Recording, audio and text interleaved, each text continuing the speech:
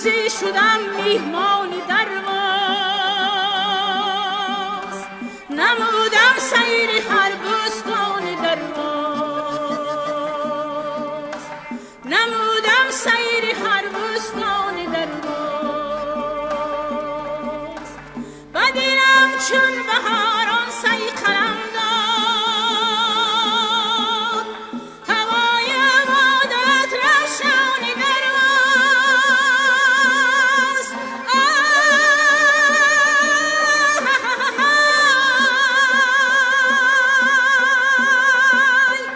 با یک سر برف و یک سر پختگی لاز، عجب فصل است تابستان درواز.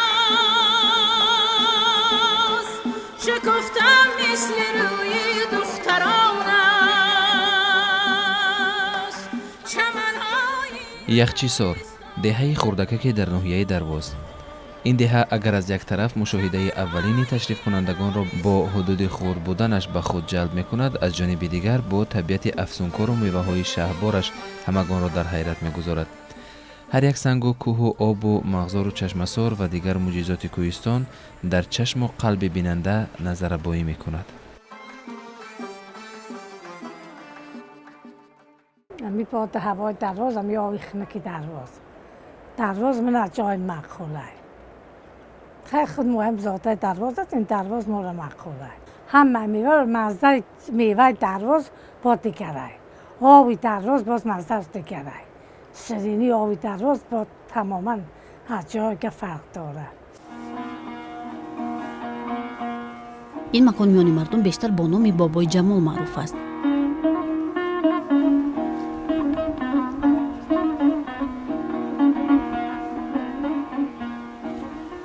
خیلی مهنت کرده است، عجایب مهنت کرده است، هم میوه را شونده است.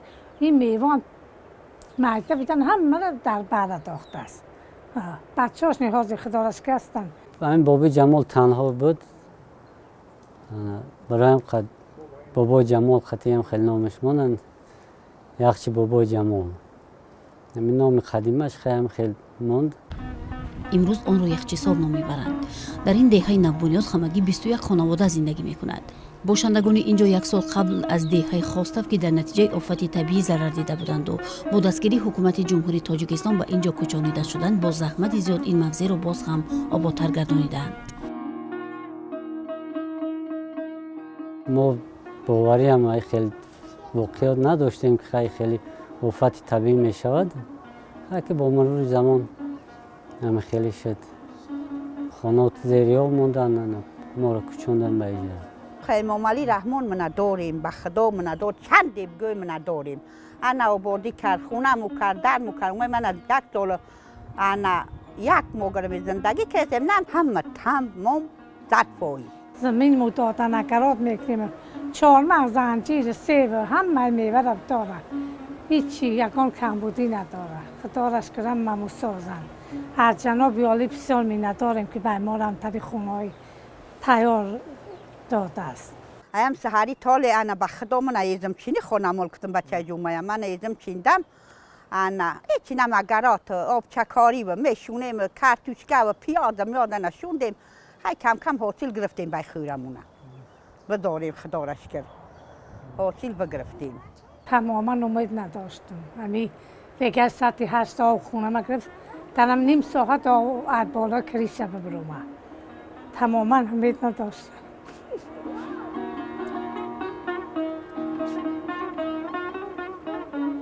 گفتیم مال حالی ما چی میگره؟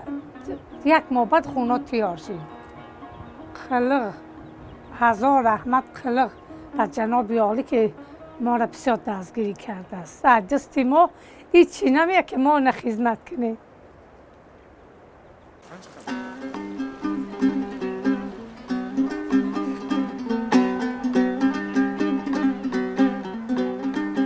بینای خانه‌های استقامتی ساکنان یکاشیانه بوده، هر یکی از آن دارای 4 حجرگی علاهیده زیست است.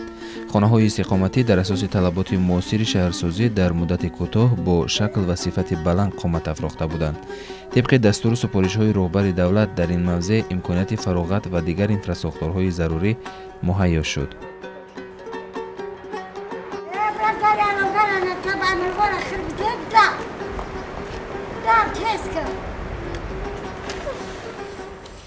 زندگی من نقض رفته است.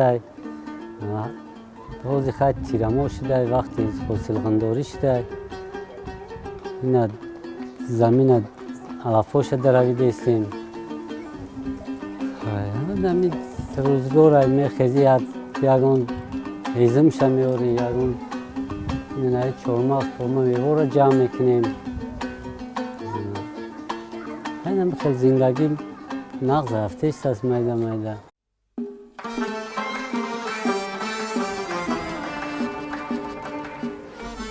بعد از صحبت کوتاه با باشندگان دهه یخچیسار راه را به سمت جماعت نوزوان دوام دادیم. شکفتم مثل روی دخترانش، چمنهای انارستانی درواز، چمنهای انارستانی درواز.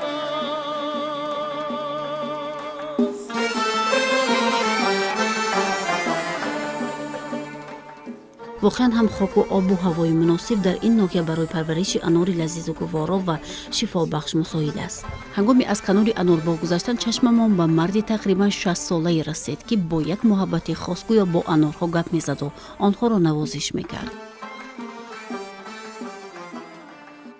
ناحیه دهروز برای پرورش میوه‌های سوپرک بسیار مساعد است و بسیار شرایط خوب هست برای پرورش چنین درختان، از جمله انار، انجیر، خرما. و ما چندین سال است که با پرورش انار عموما سر و کار داریم، با این کار مشغول هستیم و این باعث من درآمد خوب اقتصادی برای خواجگی میگردد. زیاد از 10 نمود انار است. انارهای محلی هستند، انارهایی هستند که از دیگر نواحی‌های من جمهوری آورده شدند، حتی از دولت ترکمنستان من نوها آورده شدند، از قرقیزستان، از ترکمنستان آورده هستند. و اینجا یک من پایگاه خوب تحقیقاتی از انستیتوت بیولوژی پامیر در منطقه در حدود جمعیت ما کار کرده ایستاده است و با دستور همین پایگاه ما باز نوهای نوی انار را من جاری کرده ایستاده ایم. انار پرورده علاوالدین افغانوف امروز نه تنها در منطقه بلکه در سراسر کشور آوازه‌دار است و خریداران زیاد دارد. این میوه در حقیقت هم به انارپروران درآمد خوب می‌دهد، به خصوص سالهای اخیر که طلبات به این میوه زیاد گردیده است. البته که انار بسیار امروز در بازار طلباتش بسیار است، خریدار بسیار است. مردم جماعت در اکثر خواجگی و دهقانی در خانه در حولی‌های شخصی به این چیز به این شغل دارند، پرورش میمونند و بازارهای شهر خوروغ، شهر من کلاب تا مرکز پایتخت بوده به بازار میبرند و باعث درآمد خوبی پولی میگردد. بسیار من طلبات زیاد است. بار دیگر قید کردنی هستم که ما در آینده ما نیت داریم که باز به این من ساحه توجه زیادتر ظاهر نماییم و میدان بنیاد چون باز زیادتر نماییم. زمستان مردم جمع میکنن، برای زمستان میمونن، برای استعمال خودش میمونن، بعداً میبینن که بازار با نرخ بلندتر شد با برتر میبرن. من موافق طلبات بازار من با بازار میبرم. میگوید با وجود همه این حاصل زیادی انار در روزهای اولی پخته رسیدن آن یا تلف می‌یابد یا اینکه با نرخ ناچیز به سودا می‌رود، یعنی پوست قسمت زیادی انارهای پخته رسیده می‌کوند. از این رو نام برده امروز برای سردی‌های فصل زمستان نگاه داشتن باغ خویش راه و واسطه‌های گوناگون را به کار می‌برد.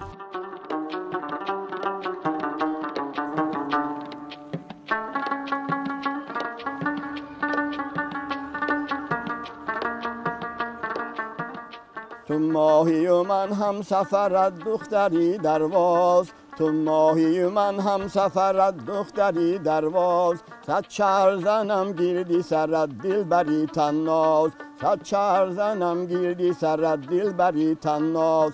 خوش رو دل آویز عجب پرهنری تو، خوش رو دلاویز عجب پرهنری تو، من صدقه حسن و هنر از شوخی سرافراز، من صدقه حسن و هنر از شوخی سرافراز. ای دختری درواز، ای دلبری طناز، خوشبخت هنرور ای شوخی سرافراز، خوشبخت هنرور ای شوخی سرافراز.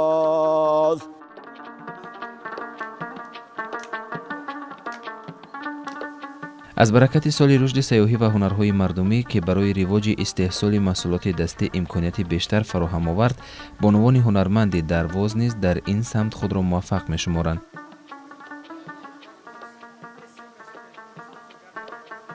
هنر از مار و میراث پدر به، هنر از نقره و از کان زر به.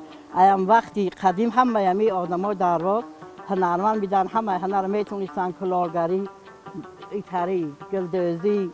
ما هم کودکیمو میدوختیم، کودک بیم نمتری شیرازه میدوختیم، تاقی میدوختیم، دست نیمالک میدوختیم، حریصا پیشته 100 دست نیمالک میبودن. ها زیرکه ایتری بر هم خورده سقه خدام تکسری میبرن تمام. انا رحمت به ما در امی همریات مچشیمو داریم، مکتب نرفتیم. در دوره ما در امی درواز ایتا مکتب روی پر نبیم. با بهای علا خوندیم مکتب و مکتب نرفتیم، شیمونیم. انا هازی دخترها خیلی شکرونه امام علی رحمان که همه دخترها را کوات میده و همه مکتب میروند، همه صاحب معلومات، نغز خوب، هم هنرمند.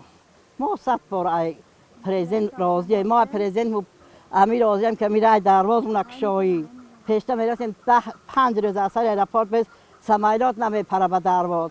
7 روز بمو که دقتی آره حاضر خدا رشکر در 5 ساعت میریم دوشنبه بیا. کاری نمی پختکنی را، کرپکبری را، گلدوزی را، هم نمی کارا را ما میتونستیم. چی کاری که در امی دنیا بی ما را میگفتن ما هم کار اجرا میکردیم. کمپیرشیم نه که باز صبرمون نمیده. میخیزیم کلی نمیگیم، دخترها را میگیم، همسایه را میگیم امی کار شما دوام دی، بکنی بیکار نشینی، آدمی بیکاره تعوض.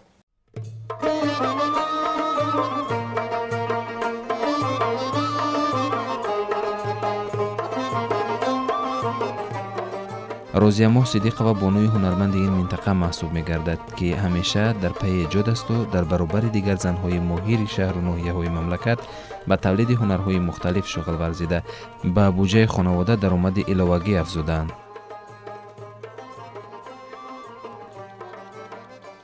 صنفی 7-8 من امی هنرها را به خود گرفتم، گلدوزی و قرما و امی چیزا را خود کردم.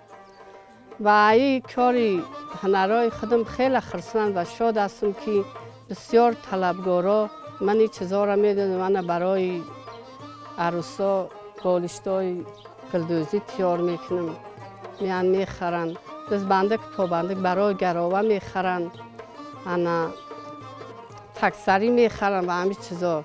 انا برای همین کلینام دخترام همین هنر خدمت نشان دادم و این زنا و دخترای جوان میبینی من اینا را دعوت کردم که بیایید همین کسب هنر میان میگن که اپا ما میخواهیم همین کسب شما را یاد گیریم. گفتم خیلی معلش بیایید دختر جانا، زنایی که کار خونه را انجام میدن بیایید، وقتونه دریغ نداره. هنر چیزی خوب است، هنر سرخی آدم است، هنر این کار پسر ای آدم است، نیکی برای آدم روی سرخی است.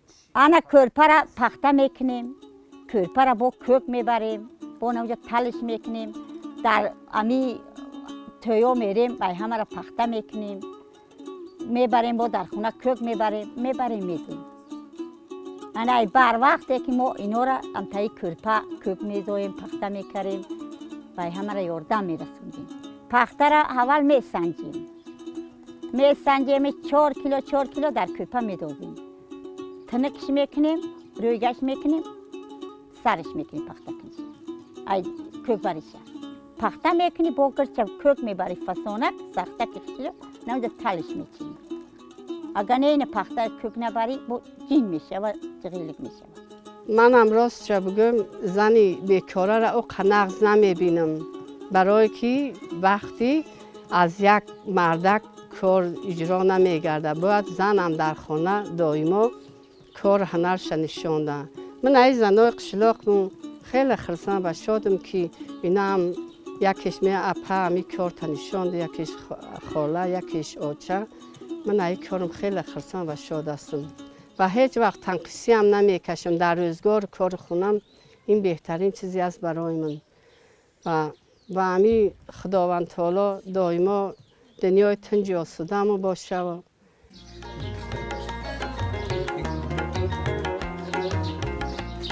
ارمغانی در این سال نکو تهیه نموده فاطمه سلیمانова و چند تر هنرمندان چهره‌دستی منطقه این گلدوزی و سوزنی‌های زیبای قدیمی، جورابافی و توقی‌دوزی، پشم‌ریزی و نمدریزی و ده‌ها هنرهای دیگر است که هر یکی آن با تمام احساسات و رنگارنگی با استفاده از نقش و نگار و رمزهای ملی آماده گردیده‌اند.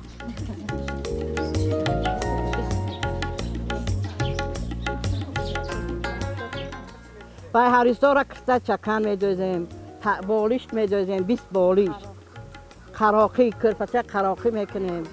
انا نای بالیش‌ها را نمینا رو به دخترک‌های هریستا میکنیم. انا کرپچه خراقیشو میکنن، گلدوزی میکنن. پیشتن خیلی گلدوزی میکنن به هریستا را. روجه میدوختیم در وقتی ما. تاقی و حاضر روجه نتاریخ شده. نای پیلای نو برومان پیشتن مهنت میکنن. پیله میکاش، کرمک میکاشن. پیله را بگی بتاو در چرخه بتاو امز حضاب رنگ که به 2100 بار شکرونه حکومت هستی که هم متیاره میگیریم به 2000 مگزین نه غم خریبی نه حضاب کشیم نام تری بچه جو کارتشکر در چو میزایم اما خطی میرشتیم خیش دو سویتا هم پیشتر نبین پیش چراغنده آچه با فرنگ میکرد بعد همی خیلی دخترک ها را جمع گر کرد آچه همی چادر عروسی را برای ما دو سالهای دراز مدت 30-40 سال که این موندگی است و همه دختر تویانده این ما میبریم و در کار میگرده برای دخترها.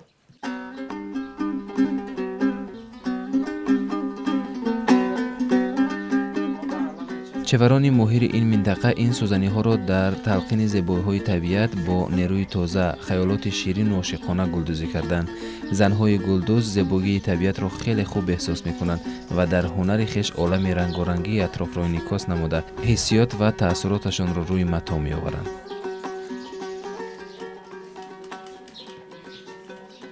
بالش در مثال کبوت در سفید میدوزی، اننایی گیلابی را در نای کبوتچه میدوزی، فقط سبز میدوزی که همی سبز همه گلی همی ما را میشکفونه تیارش میکنه، خشروش میکنه. این مثال این سبز این کبوت میدوزی، سبز در برش میدوزی، با سبز بیرنگ میدوزی، این برگش بیرنگ تا میدوزی، با خشروته میشوه، با نقصه میشوه، با سودا نقص میره. این گیلابی را در کبوت میدوزی، گرش از برگی سبزش برگی سبز میدوزی، این بسیار خوب میشوه.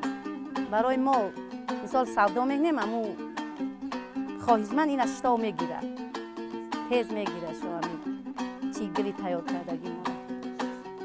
یک پر 60 سامان میره، یک پر یعنی دو بالیش 60 سامان میره. این اتیا تیار کردگی نه. آن چیزی آره تاید یک روز به کار تاید. 100 سال در بار یک روز در کار. انا اینا را من دخترای که دوزندای مثال کرپدوزن انا کرتدوزن جمع شو میکنن در سیتکه خاله هم اینا در کار میگویم البته بچه جون اینا همه چیزی در کارین. اینا را میارم همی جنسی همی چیزا میبرم چینی همی چیزا بعد اینا را میدوزم اینا به یک آرایش زیباگی تبدیل میآوند و اینا را با میان میخرن کرپچه شو میکنم تکسری شو میکنم انا برای گراوای دخترها تیار شو میکنیم اینا خریداراش همش. بندیشه هر یک بانوی هنرمند رو آوردن به حیای هنرهای مردمی اشاره بر آن است که مردم نمونه‌های بهترین محصولات دستی که زحمت زیاد را طلب می‌کند و با صفت خوب تهیه می‌گردد چون رمز استواری عمر ملت برای امروزیان باقی گذارند.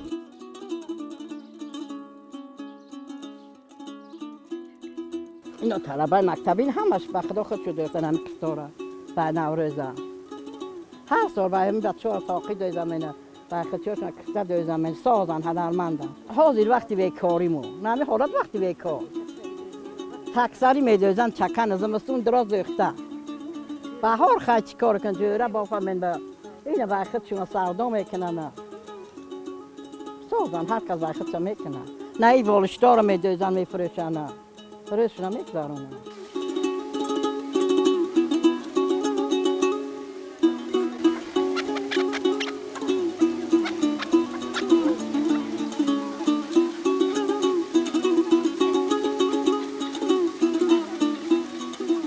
پرنده‌های زیبا و خوشخوان نیز در حیات شخص اهمیت خاصی دارند. چون مشاهده کنید وقتی که خوانش دلنواز پرنده‌های خوش‌الهام به گوش می‌رسد، شخص خود را در عالمی رنگین و دور از غم و غصه‌ها احساس می‌کند. شاید همین سبب شده باشد که بابای زیدالله تورقلوف با پرنده نادر خوشخوان کپک انس بسته است.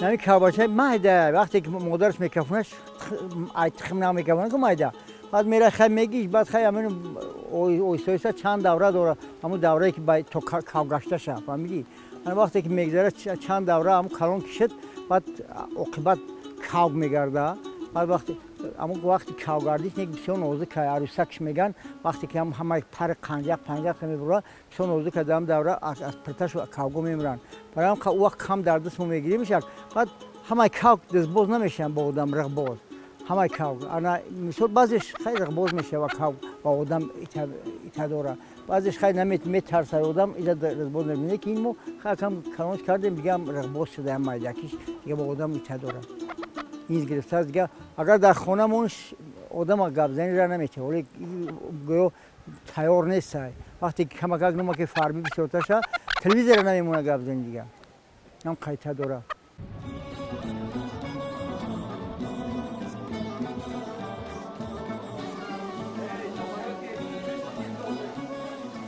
او را در این منطقه کپکباز نام میبرند زیرا نامبرده از خردسالی به این پرنده زیبا دل بسته تمام حیاتش را به پرورش و نگاه و بین کپک بخشیده است. نامبرده از صبح صادق تا شام وقتی خود را با کپک‌هایش بند میکند آنها را آب و دان میدهد و با آنها بازی میکند.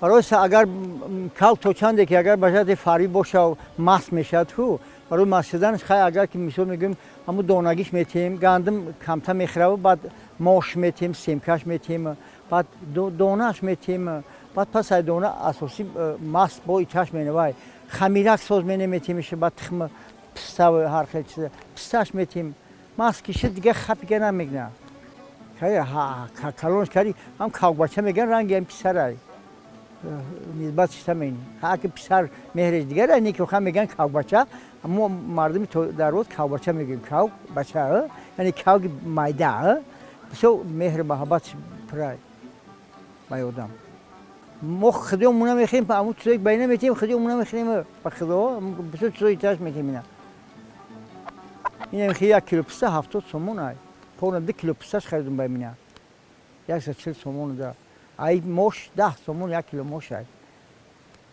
یه دویم سرش میتیم ای تیب دویم در قفس نه یک روزم را به صدای کپک و تماشای این پرنده خوش‌صدا تصور نمی‌کنم. میگوید با شنیدن خوانش کپک خستگیم دور می‌سازم و این برایم عادت شده است. هر جا که روم کپک مرا همراهی می‌کند. فرق نداره اگر میخواد بگید با کدوم قشلاق خربره ادم درفتن میگیره دیگه هم مایده این داشت مایده کلونش مینی هم دوره اوش مینی فتاق میکشه ادم درفتن میگیرن دیگه هم خیلی تیب عادت مینن که جایی که برای میره آدم میشم پرته آدم هستن کاوبوز میشه خیلی ما میگم که ارسیت مایم اولادن ما کاوبوز شدیم میکنم کاو گنیک بینیات تامین دوست میداریم ما خونه اونجا به کاو نیست هیچ دومی دوریم من شب اگر فریاد کنه نیمش میشه و خون بیدار میشم چون اشتیا دارم در این مسئله چون چه بگم عصب تو رو میشه فریاد مینه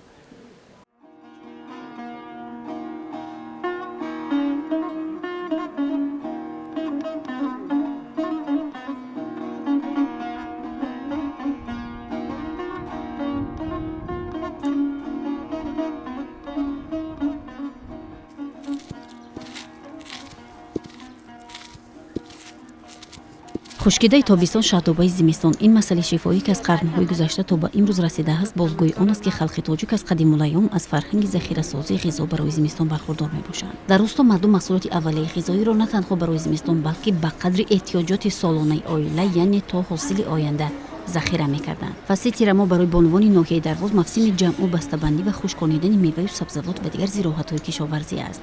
онҳо аллакай тамоми маҳсулотро захира карда дар навбати охир помидори хушкидаро бо усули аҷдодӣ дар болои санг нарм мекунанд. ино помидори хушконида шудан амин уман муҳит табиати амин деҳаи мо барои парвариши помидор бисёр муносиб аст. барои ҳамин инора мебурем дар офтоби тафсон мехушконем. хай баъди аввал хӯришо дар банкҳо маҳкам мекунем. зиёдтӣ мондагиро ҳамаро мебурем ва мехушконем. баъди хушкондан вақте ки қоқи хушрӯ шуд амихел сангҳои махсус барои чӣ кардан мо дорем. ина дар ба зарби ҳамин санг майда мекунем. минтақаи Дарвоз дорои заминҳои ҳосилхезу иқлими мусоид барои парвариши маҳсулоти кишоварзӣ мебошад. дар баробари ғанӣ намудани бозорҳои кишвар ҳамасола ҳазорҳо тонна помидору бодиринг, пиёз, карам ва дигар маҳсулоти ноҳия ба саросари кишвар дастрас мегардад. маҳсулоти хушкидаро низ мардум дар баробари барои худ захира кардан нисфи дигарро ба фурӯш мебароранд.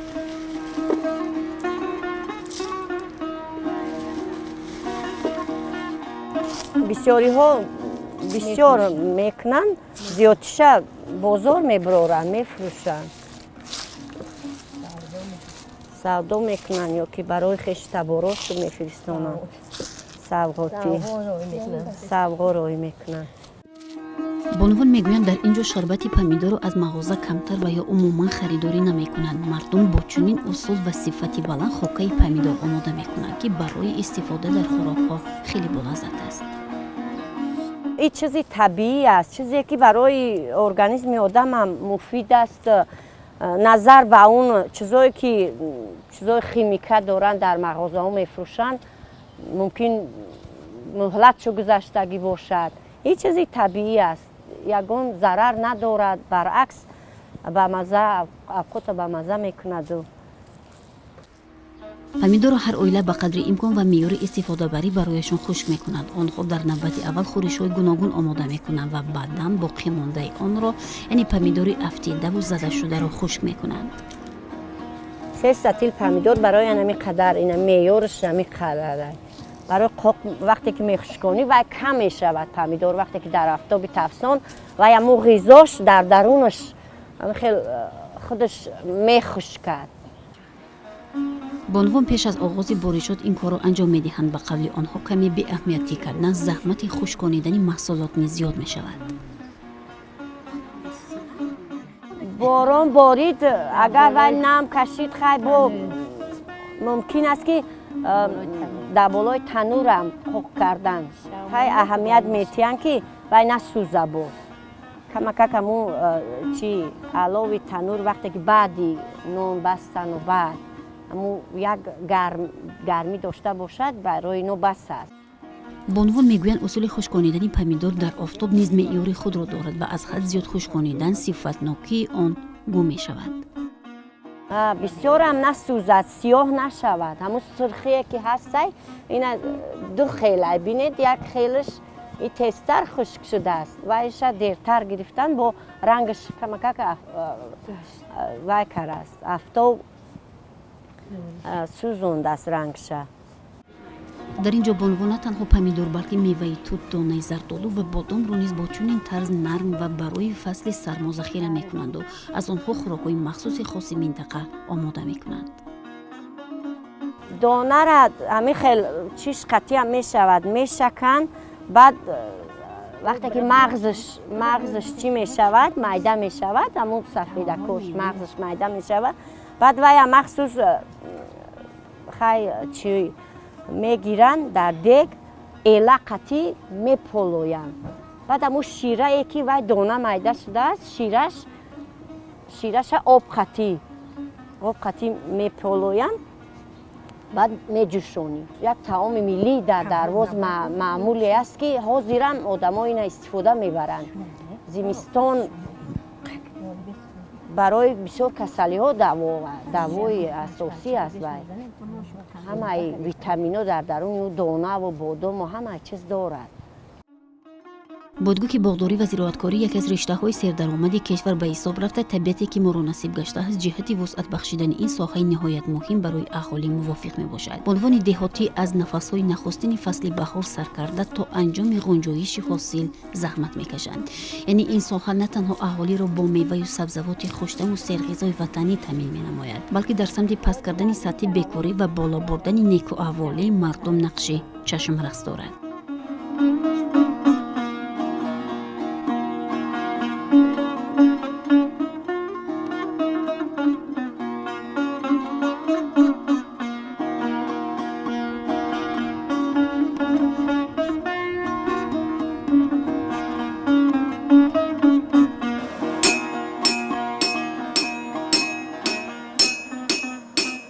وابسته به تغییر یافتن شرایط زندگی و با مال‌های استحصال فابریکی تامین گردیدن اهالی، احتیاج به استاهای آهنگر کم شده باشد هم، ولی در منطقه‌های کوهستانی تاجیکستان مردم حالا هم به بعضی محصولات آهنگری محلی احتیاج دارند. بنابراین آهنگری همچون کسب اولادی حالا هم در بعضی شهر و دهات تاجیکستان بخصوص در ناحیه درواز رواج دارد.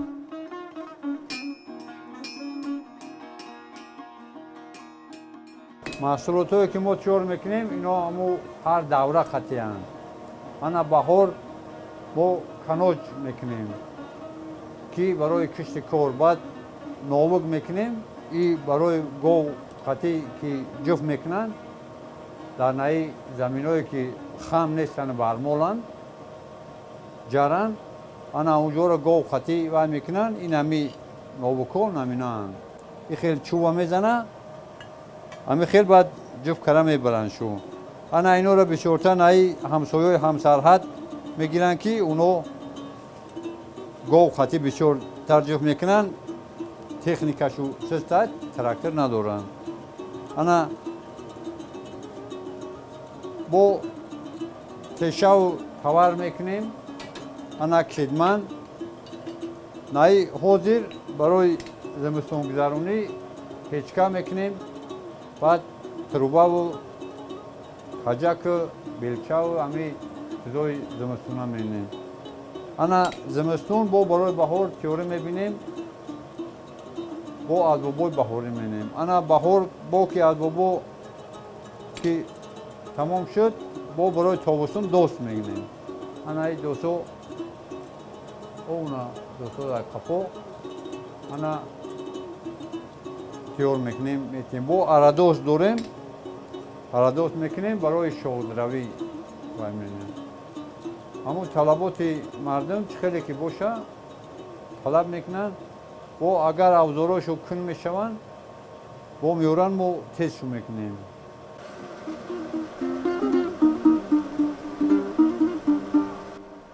уста Орзу Маҳмуд Давлатов мегӯяд дар гузашта дар ҳар деҳаҳо устоҳои оҳангар ба тариқи авлодӣ кор мекарданд.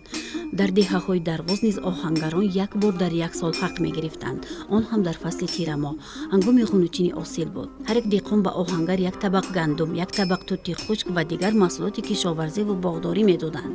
устоҳои оҳангар мушкилоти одамонро дар корҳои оҳангарӣ осон намуда дар давоми сол ба онҳо олоти меҳнат сохта медоданд.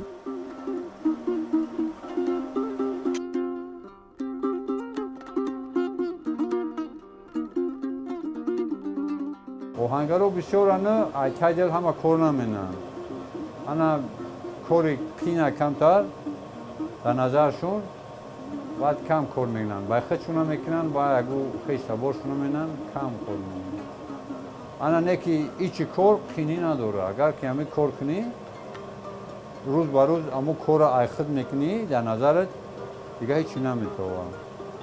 ин ҳамин як каноҷай таварай қариб 50 та пулкуш мезанем. мо ҳам дастӣ кор менем. леки ҳаму рави кора ки мегирӣ дига дар назар ҳичи наметова. агар ки ҳами пугаи то бегаирам кор кунӣ хай мондагӣ камтар ҳис мекуниву леки ита сахт монда намешавем. рави кора мегирем.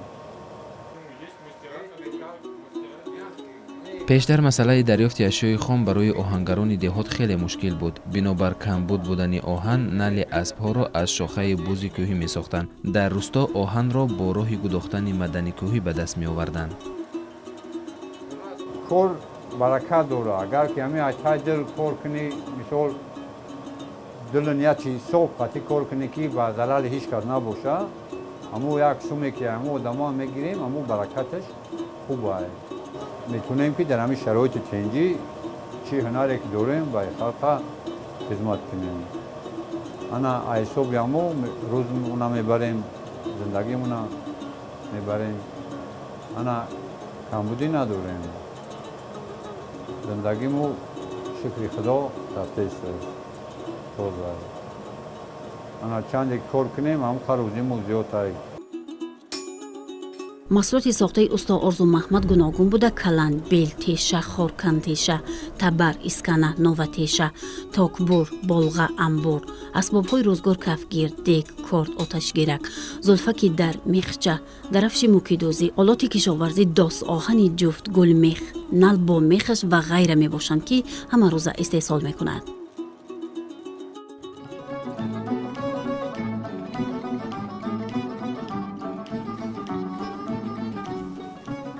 بانوان در برابر جمع‌آوری و خشکانیدن میوه و سبزیجات باز از میوه‌های دشتی و خودروی و بوتمیوه‌ها داروواری تیار می‌کنند. بوتمیوه خشک که اکثریت گوشه و کنار این موضع را فرا گرفته است و برای یک قطار بیماری‌ها درمان است، مردم آن را نیز چیده می‌خشکانند.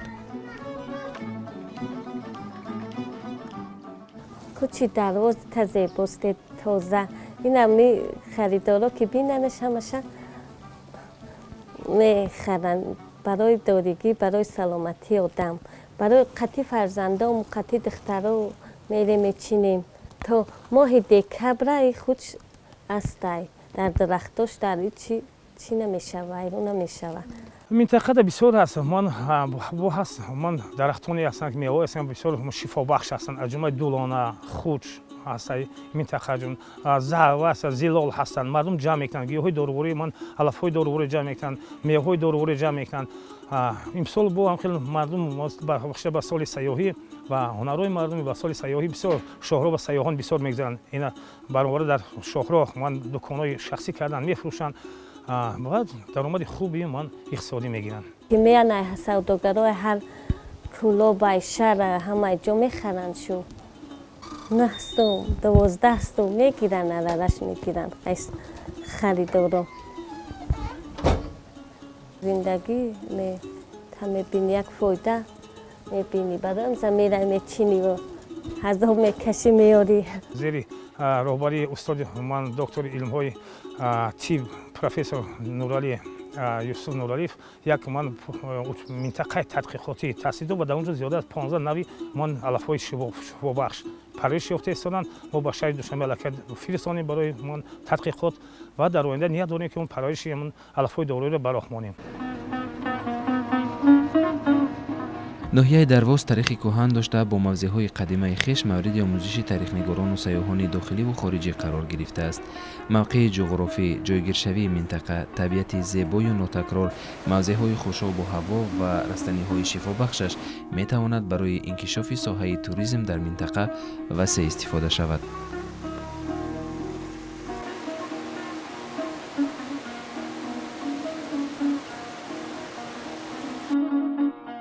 این گفته‌ها را یادگاری‌های تاریخی حدود منطقه از قبیل شهر قدیمی کران که تاریخ چندین هزار ساله را دارد ثابت می‌کند. مکان باستانی که آن شهر کران نام برده می‌شود در قلمرو ناحیه درواز در شرق تاجیکستان واقع بوده و گفته باستانشناسان مساحت این شهر باستانی 100 گکتار را تشکیل می‌دهد. قدری هر سنگ چو فرهنگ گران است اینجا، چشمی هر خویش چو مادر نگران است اینجا.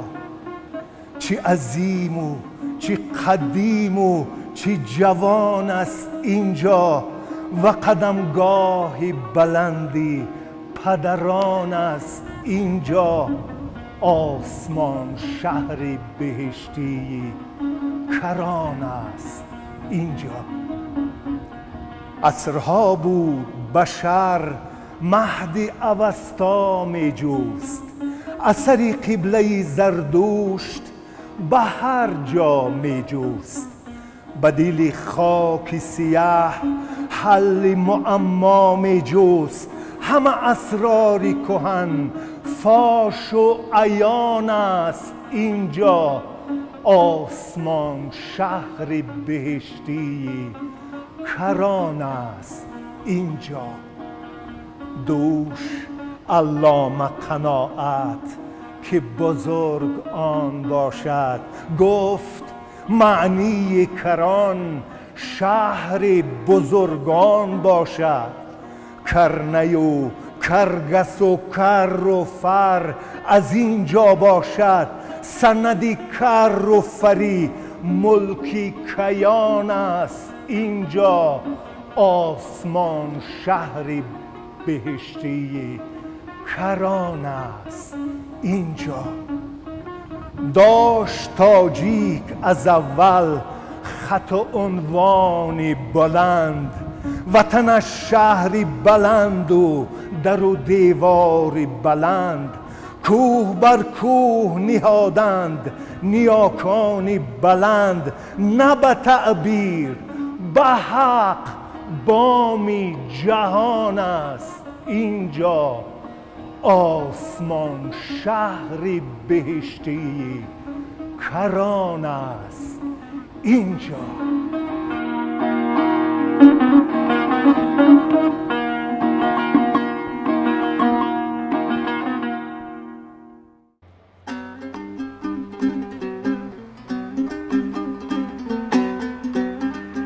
آرامگاه خواجه سرمست عشق نیز یکی از یادگاری‌های منطقه است که در دهه دورابک ناحیه درواز واقع گردیده است. همه سال تعداد زیادی سیاحان داخل و خارج کشور از اینجا دیدن می‌کنند. در داخل این آرامگاه چشمه‌های زیادی موجود است که اکثریت آنها شفابخش هستند. در اینجا چشمه آب شفا موجود است که در تابستان چنان خنک است که اگر در بیرون از مزار حرارت 40 گرادوس باشد در درون می‌دروی 15 17 16 گرادوس بعد یک نکهت هم خیلی که شرشره میریزد آب وای میپرتاید همه خیلی یک نکهت در بالای آدم میریزد که یک کیفیت میبرم برای همین جای دوست داشته سیاحان است که میوانم کمک استراحت کردن میروم. اطراف این موضع را درختان چینار پیر که تاریخ چندین هزار ساله را دارند و مردم از شنیدن آنها یاد ندارند احاطه کرده است. به قول ساکنان سالهای پیش ورود مردم را به این مکان روا نمی‌دانستند، اما در دوره صاحب استقلالی مملکت که توجه به حفظ یادگاری‌های تاریخی زیاد شد، رفت آب به این موضع تاریخی نیز افزود. در این مزار چنارهای هرخیله بسیارند. این همین چناری که در پیش می‌بینیم درونش سوراخ است گردوگیردش 20 نفر آدم دوره زده نشسته میتواند میشینید در بین دسترخوان هم پرتافته میشود چون که 20 نفر دوره میشینند. اینا در این پهلو باز چنارها هستند که غوسی یک تاش گردوگیردش بریشته چین کردیم 22 متر یک تاش 19 متر غوسیش است. از همین خلاصه میبره که اینها سین سالشون خیلی کران است چون که اینا یک بار پوسیدگی اند باز همین خیلی سبزیدگی اند پس سین سال اینا زیاده از 4000 سال در بر میگیرند. اینجا هر کس نمی‌در آمد. نسخه یک شخیل بود. مردم بی‌سواد بودند. فقط همون یک تنیم تملایی که کمک می‌فهمید. آدم‌ها را ممکن می‌ترسوندن می‌گفتند که ممکن نیست اونجا رفتن ممکن است. از همون چشمه آب شفا هم همون داملای ده به بیمارا را می‌گرفت آب می‌داد. دیگر یگان کس حقوقی از آنجا آب گرفتن نداشت. حاضر که همه خواندن می‌دانند اکنون معلوم شد که آب شفا را هیچ گناه نبود است که هر کسی که گذشت نوشد و گیرد. برای همین اینجا اکنون با شرافت استقلالیت یک جای زیارتگاه نه فقط مردم تاجیک بلکه سیاحانی که از هر دولت‌های خارجی میان آماده در اینجا دم میگیرن استراحت میکنن. از زیبایی اینجا کسی که اینجا میاد همه تعریف میکنن که در حقیقت جای بزیبا است.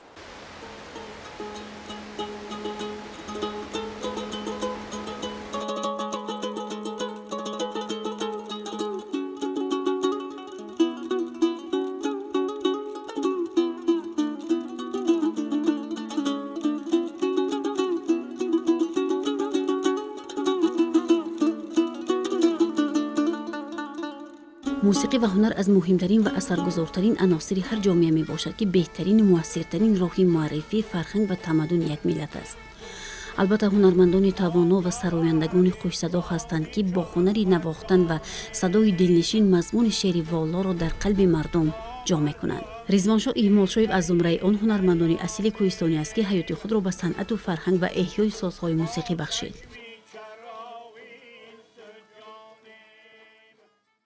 ما هم کسب پدرمون را گرفتیم که وقتی که همین چی رفتیم دوشنبه همین نغمات ها را دیدیم به سر حوض خوردیم. گفتیم چه خیلی بکنیم که ما همین نغمه را تراشیدن گیریم. از همونجا اومدیم و همین دوتار جیغک تراشیم. دوتار جیغک تراشیم که بسیار حقیقتا دوتارها را به سرخش رو گرفتن. از همین توتی از همه همین صدای خیوتا داشته بیده. از توت، از زردالو، دیگه همین دوتار جیغک تراشیدیم. بعد رباب تراشیم. موسیقی تراشی را خیلی دوست می داشت.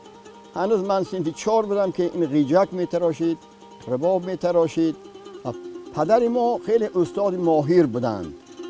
و موسیقی اسباب‌های موسیقی می تراشید، دیوارگر بود، نجار بود، همه هنرها را داشت.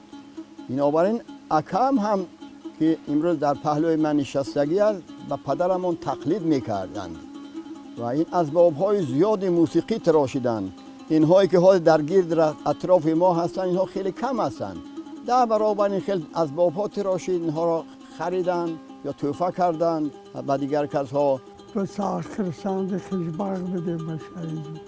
همین سال کار کردیم که همین که در رسپولیکا ولایتی که اشتراک کردیم همه حرمت احترام کردن. پدرکا سوم پدرکا شیم و کاستوم پدرکامو میداد. سینی او قریب به 90 رسیده است. گرچند در بستر بیماری بود، از دیدن ما خیلی خرسند شد و به خوبی پذیرفت. ما هم از این جلوه هنر زیبای حافظ خلقی تاجیکستان که در این کلبه کوچک به گفته خودش استخوانه او بود به حیرت آمدیم. حجره او پر از اسباب‌های ملی و مخزن اسرار سستراشی و موسیقی دلنواز اجدادی بود. همین تراشیدن همین سال حرکت‌های سخن نتونستی.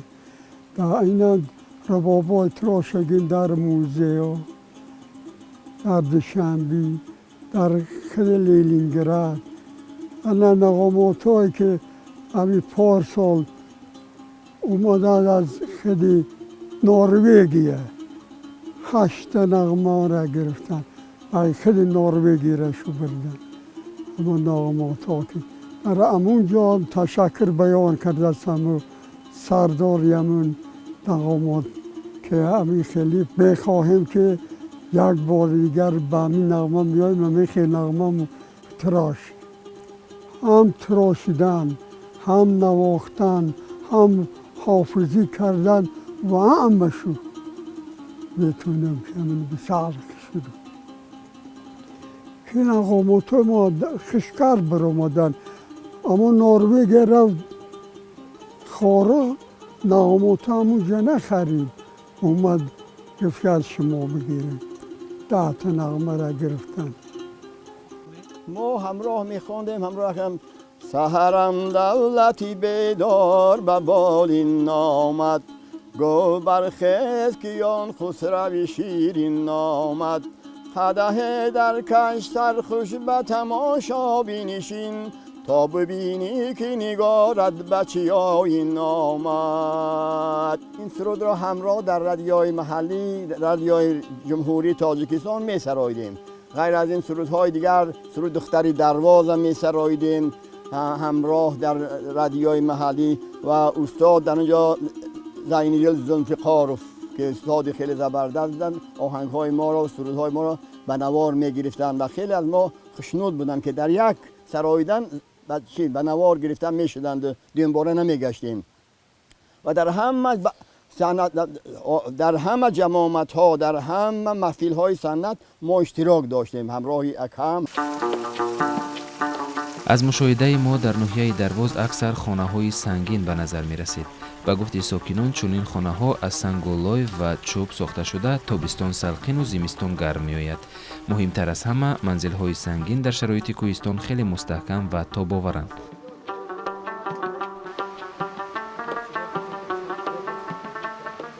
مردم تاجیک از قدیم الایام با شهرسازی و معماری شهریار بودند و هر منطقه وابسته به ذخیره های مسائل ساختمانی که در همون محل موجود بود بناهای استقامتی و دیگر بناهای یارسانشون می ساختند. مردم بدخشان از او خاطر که در اینجا مسائل ساختمانی سنگ بیشتر دسترس است از قدیم بناهای استقامتی هاشون رو با سنگ دیوار میکردند و البته هم از جهت اقتصادی دسترسی و نرخ ارزانتر قطعی به دست می آید و کارکردش هم آسانتر است و از جهت داشت آوردن به گرمی و سردی و سالیان زیاد پایدار ماندن بنا به اهمیت زیاد دارد. بنابراین با سنگ همیشگی بناهای استقامتی را بنیاد میکنند. مردم اطراف خانه‌ها را نیز پوره با سنگدیوار محکم می‌کنند. استادهای امروزه از اصولهای آرایشات معاصر علالخصوص سنگ‌های رنگارنگ محلی استفاده می‌برند که این به نمود ظاهری دیوارها زیبایی دیگر می‌بخشد.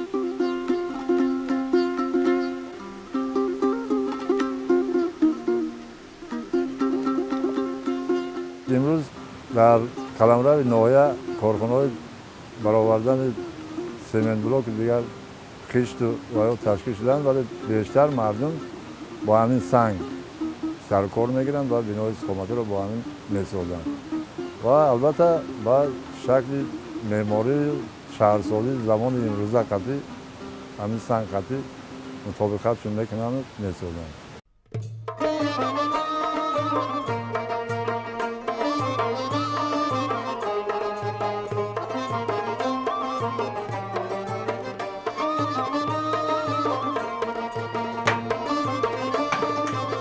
ناحیه درواز که خود دروازه بدخشان به شمار می رود همه ساله تشریف سیاحان به ولایت محض از آن آغاز می گردد. وقتهای آخر بیشتر شهروندان مملکت های غربی، اتحاد اروپا، امریکا، کانادا، استرالیا، عربستان سعودی، روسیه، خیتای، کره جنوبی و غیره به درواز می آیند. ما با یک گروه سیاحان از دولت روسیه در استراحتگاه نامدار چهارچمن واخوردیم. Мы являемся проектом Red Off-Road Expedition и организуем автомобильные путешествия по всему миру. То есть мы сюда приехали из Турции. То есть проехали через Грузию, Турцию, Чечню, Казахстан, Узбекистан и прибыли в Таджикистан. И каждый год у нас везде разные проекты, разные экспедиции. И вот сейчас я впервые попал за много-много лет в Таджикистан.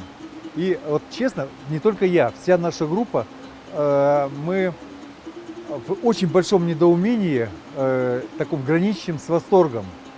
Потому что мы ожидали другое увидеть. Мы ожидали увидеть более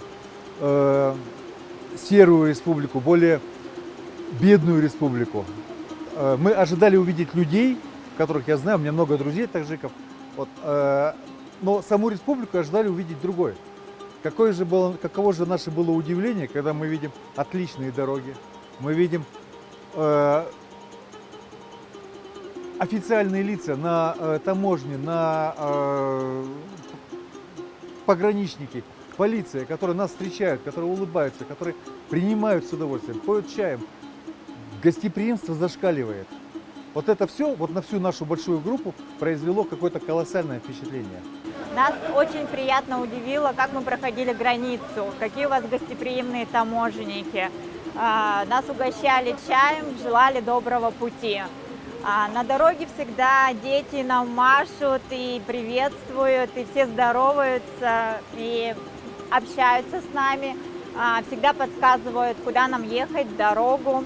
И вот мы едем по Памирскому тракту, Нам было очень страшно, что здесь граничит Афганистан, но все мирно, спокойно, очень красиво. И неожиданно мы просто попали в какой-то оазис, где зелено, цветы, вот между гор. Зашли сюда, естественно, как во всем Таджикистане нас принимают гостеприимно. диqqати сайёҳонро ба ин макон бештар осёби сангии аммаки тоҷидин ба худ ҷалб кард. Санги осёб мечархиду гандумро оҳиста оҳиста ба нова мерехт. гандум аз соҳишёбии санг гардгард шуда аз дур поин мерехт. аммаки тоҷидин аз чархидани санги осёб бо усули аҷдодӣ ба сайёҳон қисса мекард.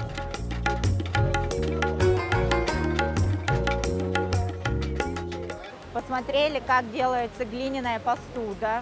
Посмотрели, как кузнец работает, и увидели древние ложки очень необычной формы. Затем нас проводили посмотреть самую древнюю мельницу, которая работает на воде. То есть нам, европейцам, непривычно. У нас все мельницы ветряные, а здесь на воде работает. И здорово, что она действующая, делает муку. Из этой муки делают прекрасные в тандыре лепешки. И нас угостили этими лепешками. Могу сказать честно, что это вкуснейшие лепешки. Это фантастическая страна, и мы сейчас просто берем свое стратегическое направление на развитие туризма, автомобильного туризма в Таджикистан. То есть мы сейчас со следующего года уже будем делать прям целенаправленные маршруты на Таджикистан и будем привозить сюда людей. В России, к сожалению, мало кто знает о Таджикистане. То есть знают, что есть Таджикистан, но очень мало кто знает, какой он. У всех впечатление, что Таджикистан, Афганистан – это что-то рядом, что это напряженно, что это война, что это террор и так далее. Но мы ехали тоже примерно с такими мыслями. Но сейчас у меня так шоры с глаз упали, вот, я вижу совсем другую страну. Я вижу прекрасных людей, фантастических, как Катерина наша сказала, очень интеллигентных людей, которые открыты, искренние, всегда радостные, готовы помочь. То есть у меня полный восторг. Полный восторг. Я об этом буду говорить в России. осёбони ҳунарест аз гузаштагонамон ки ба хотири эҳё намудани он ва поз доштани рӯҳи ниёгон анҷомаш медиҳем. солҳои охир таваҷҷӯҳи мардуми кишвар ба ҳунарҳои мардумӣ ва эҳёи он афзудааст. ин иқдом хеле хуб аст, нақл намуд амаки тоҷидин. талаботи зиёд ҳаст. мардум бисёр мепурсанд ки меор барои ҳамин касали қанд, барои ҳамин мепурад ки меорди ҳамин гандумӣ бошад, ҳамин санди ки баранд вайкинон бихӯранд.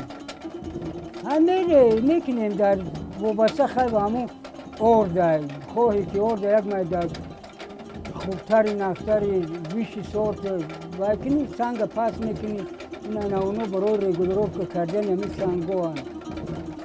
якум сорт, дуюм сорт, сеюм сорт вобаста ба ҳамун мондани ҳамин чияд.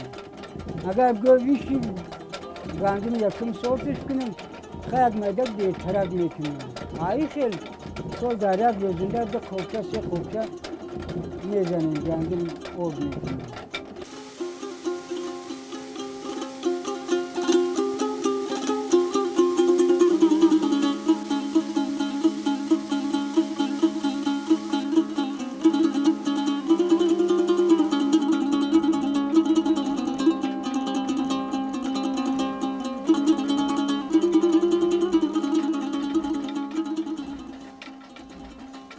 об қатъи об ин об мебиёяд дар ҷанда доле ӯ тагнда ва чиё дорад, чархо пара дорад, паронда об мезана, баъд ин ҷанда наи санга мегардона, ин ҷанда харак мондагияю харак барои гардондани ҳамин санга. ва ин санг гандуме ки меғалта ҳамун харак байни ин сангаш мепартова. аиҷа баъд бо анта рафта баи сари нохун мегем, сари нохун инда меравам, баъд ордиш мекунам, пеш мепартова.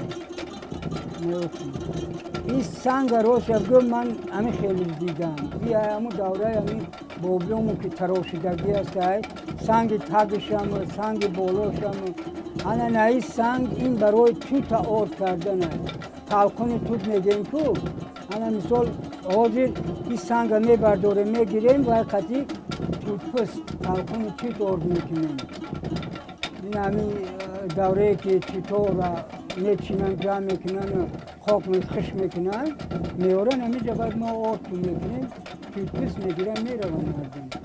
این خیلی تو توتپس خودت میدونی تو خیلی با مزه هم جرغوت همین خشخره. بانوان چیردست این مکان از عادی استحصال کرده آسیاب سنگی در اینجا برای مهمانان نان گرم شیرمال و بالعزت آماده می کنند که این از فرهنگ و مدنیت و مهمان نوازی مردم کوهستان درک می داد.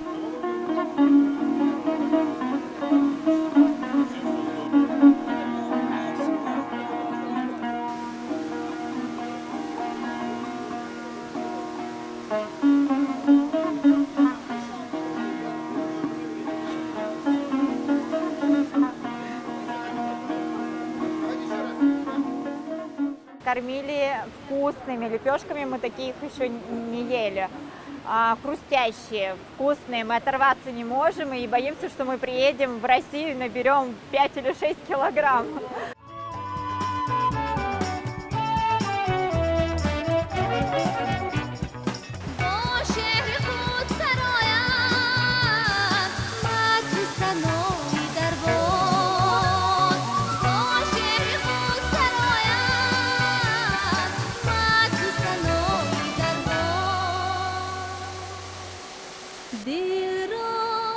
اگرچه اکثریت سیاحان به دیداربینی شهرک قدیمه کران میآیند، حتما از استراحتگاه چهارچمن که در مساحت بیش از 4000 متر مربع در دهه پتکناو جای گرفته است و از نوسازی گردیده است دیدن میکنند.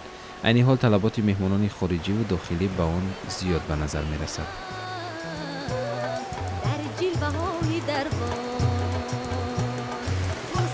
در